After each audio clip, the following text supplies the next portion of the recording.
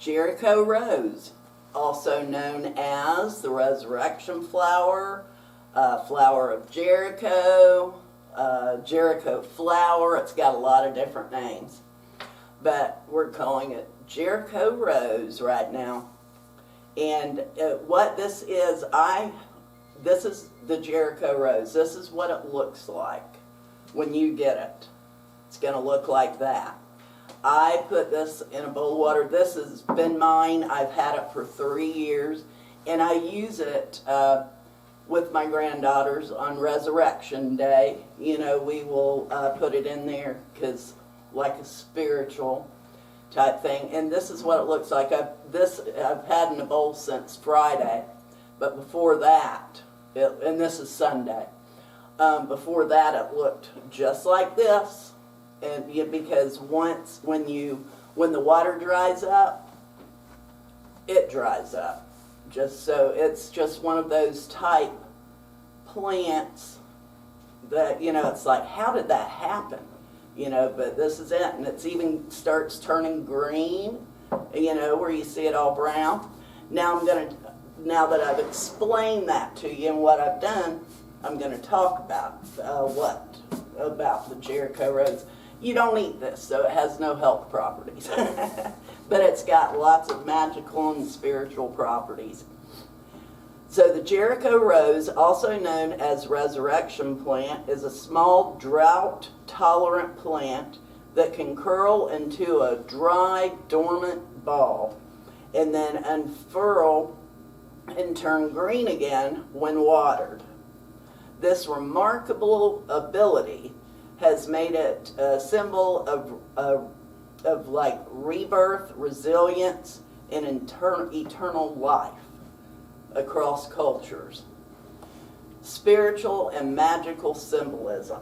Resurrection and rebirth, its life cycle mirrors the cycle of death and renewal, making it a powerful emblem of hope and overcoming adversity. Protection and purification. In Hoodoo and Santeria traditions, it is used as an amulet to attract prosperity, peace, and positive energy, and to ward off negative energies.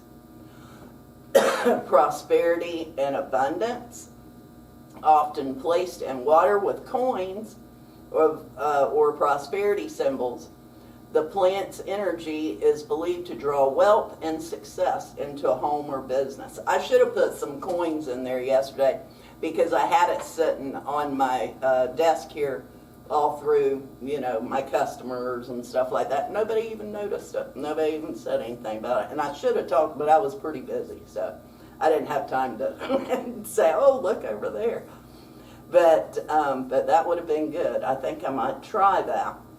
And then love and romance. It's used in love magic with rose petals. You can, and cinnamon and other romantic herbs to attract new partners or strengthen existing relationships.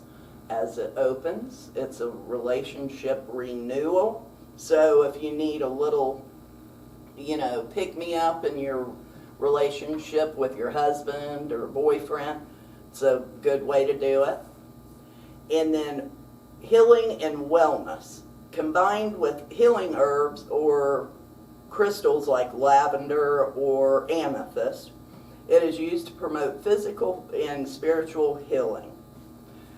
And then the magical practices, you know, on how to do it. Ritual activation. Place the dried plant in water with your chosen herb, crystal, or, you know, and let it awaken. Then use the water for sprinkling to infuse the space or body with its energy.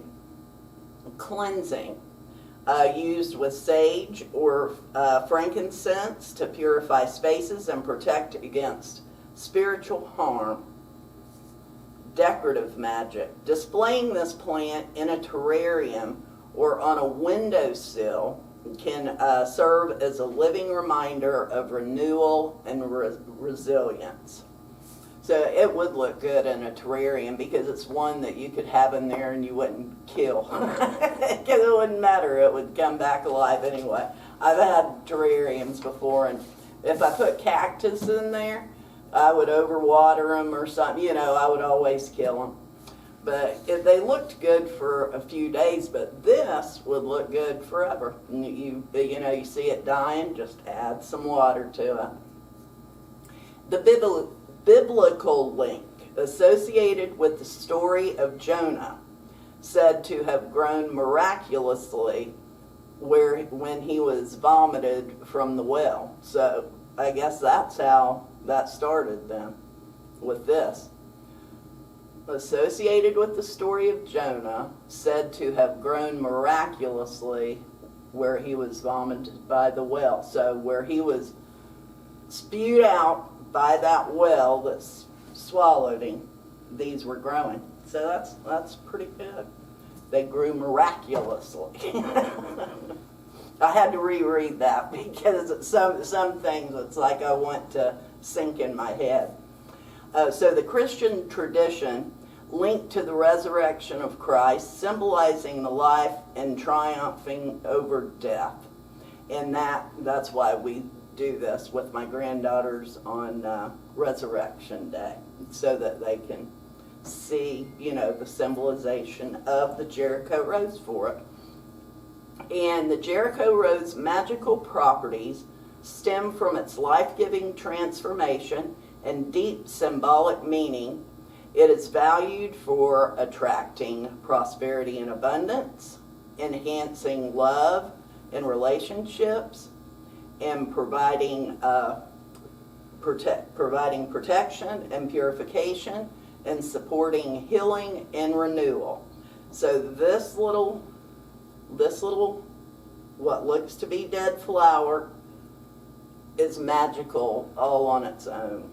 Whether used in ceremonial rituals, home decor, or as a personal talisman, the Jericho rose remains a potent symbol of hope and transformation. And that is it for the miraculous Jericho rose. And I believe the next one will be Jezebel root.